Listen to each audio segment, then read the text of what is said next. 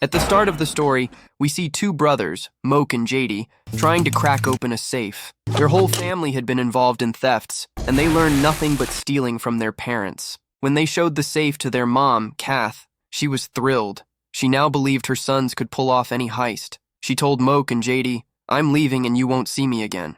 Years earlier, Kath had pulled a job with her boyfriend, but he got shot during their getaway. Since then, she had been hiding from her house. But now, after many days, the police finally tracked them down. To get away, Kath left home with her boyfriend, leaving Moke and JD behind. Over time, the two brothers kept stealing. One night, they planned a job, having memorized every step to get the money and flee in their car. During the heist, they argued about how their mother betrayed them as kids and left them behind, forcing them into crime just to survive. While Moke focused on cracking the safe, his specialty, JD kept watch. But something felt off. Before he could act, a cop showed up and asked what he was doing there so late. Trying to dodge suspicion, JD gave weird, confusing answers, making the cop think he was nuts. As the cop moved in to arrest him, Moke suddenly appeared and knocked him out. They knew they had to leave fast, but as soon as they stepped out, cops swarmed the place. JD was caught and taken away, but Moke got away and hid. Years later, we see JD in prison. Oddly, he gets released early after cutting a deal with a prison guard named Farfel. Before JD left, Farfel warned him, if he didn't finish the job, he'd end up back behind bars. Farfel's dad was a judge, and that helped get JD out. JD understood the deal and left. Meanwhile, Moke had quit crime, working in a restaurant, married, and expecting a baby. One day, his boss fired him after finding out about his past. Moke pleaded that he'd changed, but his boss didn't care. When Moke got home, he found JD waiting. He asked how he got out, and JD explained the deal. He had to steal diamonds or go back to prison. JD asked Moke for help, saying his skills would make the job easy. Moke refused. He had a family now and didn't want to go back to the old life. Then Moke said, "We're having a small party tonight. If you're hungry, come eat." JD hadn't had a decent meal in years, so he went. At the party, he started drinking and chatting with a guy. When Moke saw this, he lost it and threw JD out. JD got a hotel for the night, but his bad luck kept chasing him. Farfel showed up and said, "I gave you a job, and you're just messing around."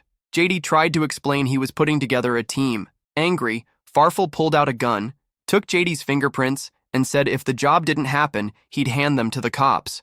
After Farfel left, Moke came looking for JD. Seeing his brother beat up, he knew someone had hurt him bad. JD told him the cop had threatened him and had his prints. If he didn't follow through, he was going back to jail. Moke realized JD was trapped and said, "Whatever help you need for the heist, I'm in." JD was thrilled and said, "It's just 2 days. Let your wife know." Moke agreed and called his wife, telling her he had an urgent thing with JD and would be back in 2 days. She understood and told him to take care and come home safe. The brothers then left the hotel to begin the heist. The next day, Farfel came back to the hotel to find JD, but in the bed was just a dummy. He instantly knew JD had escaped. Farfel told his father, the judge, about the escape, but instead of being worried, his father got angry.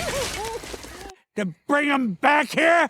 You want those emeralds? You gotta go mop this mess up yourself. We learn that despite being a respected judge, Farfel's father was obsessed with money. Meanwhile, JD and Moke traveled through the night and reached a house, his girlfriend's place. They hadn't seen each other in years, and she was furious. JD never called or wrote to her while in prison, and he hadn't contacted her since getting out. But after JD shared his painful story, she forgave him. Their conversation turned romantic, and she led him to a room. Outside, Moke was bored when a chimp wandered over. It belonged to JD's girlfriend. At first, Moke panicked, but he calmed down and started interacting with it. They introduced themselves, and the chimp said, "I like it here." Suddenly, the chimp started acting weird and clung to Moke, making him nervous. Unsure what it might do, he rushed to his car and sat inside. Back in the house, JD waited for his girlfriend to step out of the room, then quietly took her ID card before heading to the car to meet Moke. On the drive, Moke complained about how strangely the chimp behaved. JD laughed, saying it was just her pet and totally harmless. That night, the brothers stayed in a hotel. While JD was showering, Moke found some letters in JD's things. Letters from their mom, Kath. Moke realized JD had stayed in touch with her the whole time and felt betrayed. When he confronted JD, he dodged the question and said, "Mom has cancer. She doesn't have long. We should be there for her." Moke then understood their mom had been part of the heist, too. Suddenly, the hotel door opened. Kath walked in. Moke was shocked. Without thinking, he ran and jumped from the first floor, landing on the car, but somehow didn't get hurt. Later, the three sat down in a bar and talked. Moke, still upset, asked, "Where have you been for the last 20 years? Why didn't you visit us even once?" Kath explained she had been hiding from the law. Then she revealed that when she and her boyfriend were on the run, they had valuable diamonds. To avoid being caught, her boyfriend swallowed them and died. She buried him, hoping that one day she or her sons could dig them up. Hearing this, Moke was furious. "I'm out. I'm not helping with this job," he said. "This is a complete betrayal." He stormed into the bathroom, trying to let out his rage. JD followed and tried to calm him down, saying, "We're not stealing. This is something that belonged to us from the past." Eventually, he convinced Moke. At the same time, Farfel was hunting for JD and showed up at his girlfriend's place. When he asked about JD, she refused to talk. She said she'd only seen him and his brother the day before, but Farfel pressed a knife to her throat, forcing her to talk. Scared, she admitted JD had tricked her. He hadn't come to see her. He just took her ID and left. Just then, a loud chimp scream came from inside. Farfel turned to see the chimp attacking its owner to assert dominance. It dragged Farfel inside and beat him up badly. Moments later, he was seen running out, beaten and bruised. Meanwhile, Moke and JD's mother had located the burial site of her late boyfriend. Using his girlfriend's ID, Moke accessed a construction area and easily stole a backhoe. The trio took the backhoe to the spot where they believed the diamonds were buried. However, after many years, the land had become private property. Undeterred, they began digging a large pit without permission. They uncovered only bones and remnants, but also found the diamonds they had been searching for. Suddenly, the property owner appeared and, along with his men, started chasing them. An intense pursuit ensued.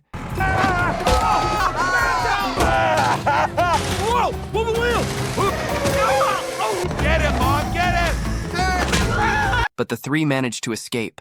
They fled to a forest where the brothers decided to re-enter their mother's boyfriend's remains. Later, Moke discovered that he had been deliberately fired from his job, orchestrated by JD to involve him in the heist. Enraged, Moke attacked JD, throwing him into the very pit where the remains lay, shouting that they should never have undertaken this heist. He then walked away, furious, and sat alone by a pond. Their mother approached, attempting to calm him, reminding him that JD was still his brother. But Moke, still angry, accused her of abandoning them in childhood and only returning when she needed something. She denied this, explaining that she had always loved them and had planned the heist to leave them with the diamond's wealth after she was gone. Meanwhile, Farfel had arrived in the forest, found JD, and captured him, vowing to send him back to prison. From a distance, JD launched an attack against Farfel to free his brother. During the fight, Moke's fingerprints ended up on a weapon, putting both brothers in a dangerous situation. Farfel then demanded all the diamonds, promising to let them go in exchange. At that moment, their mother arrived with the diamonds. Farfel threatened to shoot her children if she didn't hand them over. Surprisingly, instead of saving them, their mother fled with the diamonds. Farfel chased after her, but she had already escaped. Moke and JD were distraught, realizing their mother had chosen wealth over them.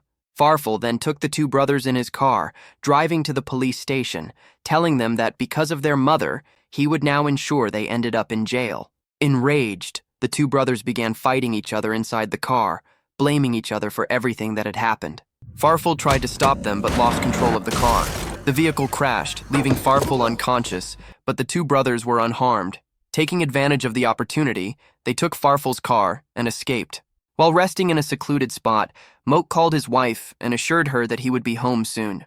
Later, when he went out, JD told him to leave because he had a family to care for and should no longer be involved in this mess. However, Moke refused, reminding JD that they were family and that he would not abandon him. He also revealed that he knew where their mother had gone and suggested they find her to end everything. Meanwhile, their mother was at a location converting the diamonds into cash. She didn't sell them all at once, keeping 3 diamonds aside, thinking they might be useful later. The merchant handed her a bag full of cash. As he left with the money, Moke and JD were already waiting for her. However, they were not happy to see her with the money, having lost faith in her and convinced she intended to keep everything. Moke confronted her asking what she planned to do with so much money. His mother lied, saying she would agree to split the money equally, but once again, she betrayed them, grabbing the money and trying to flee. Moke chased her to a shopping mall, desperately trying to grab the bag from her hands. During the struggle, the bag slipped from her hands and fell to the ground, landing right in front of JD. At that moment, Farfel arrived with the police. The officers surrounded them. JD grabbed the bag and tried to escape, but Farfel fired a shot, warning him that the money belonged to him and that he wouldn't leave without it. Farfel searched the shopping mall for JD, who was hiding. Moke joined JD, and when he saw the bag full of money, an idea occurred to him. He convinced JD to come out, and the two pretended to surrender to Farfel. Farfel demanded the bag of money, promising to let them go in exchange. However, the brothers began arguing. Meanwhile, their mom was watching from above, filled with regret over how her actions had led her sons into this mess. Moke, fuming with anger, said they never should have come to the shopping mall. JD fired back, blaming Moke for dragging him into this situation, saying if he hadn't brought him there to find their mom, he wouldn't be in this mess. Frustrated by their fighting, Farfel fired a shot at a nearby tree out of fear and shouted for the bag again. Terrified, the brothers tossed the bag toward him. As soon as he opened it, a cloud of chemicals burst into his face, something they had planned in advance. Blinded, Farfel stumbled backward as the same tree he shot at toppled over and crashed down on him. An explosion followed, and he was knocked out cold. Thank you, nice man. Ow. Their mom appeared right then and handed them the money bag, saying she didn't want to see them go to jail. She revealed she had cancer and didn't have long to live. She took a gun, turned herself into the police, and asked them to let her sons go free. Moke and JD took the money and escaped. Later, Moke went straight to a judge, handed over his share of the money, and requested the gun with JD's fingerprints. The judge agreed to the deal and gave him the evidence, ensuring JD wouldn't be arrested. Moke returned home where his wife had prepared dinner. JD joined them, and the family sat down to eat together. After dinner, JD shared that he had used his part of the money to buy a large piece of land and registered it in Moke's daughter's name to secure her future. Moke then revealed he had spent all his money to recover the weapon linked to JD. They now had no money left, but they were at peace and finally happy. Later on, they visited their mom in prison. Eventually, Moke had a daughter, and when their mother was released, she was overjoyed to see her family complete and together again. In the end, JD revealed that their mom hadn't sold all the diamonds. She had swallowed 2 before turning herself in. That meant the family still had a shot at becoming rich again. Subscribe for more videos like this, turn on notifications, and leave a like to support the channel. Thank you for watching.